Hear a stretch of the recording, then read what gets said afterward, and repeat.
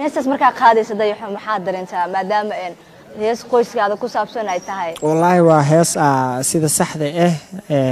inta hees qaaday waa heeska kaliya oo dhihi karo maanta waxa heeska ka runta ah saxda aan u qaado waa heeskaas aan niyadeedii qalbigeyga ka qaaday waa tahay bal markan heesta farxiyan waxa rabnaa inaan daawadayaasha u cayaarno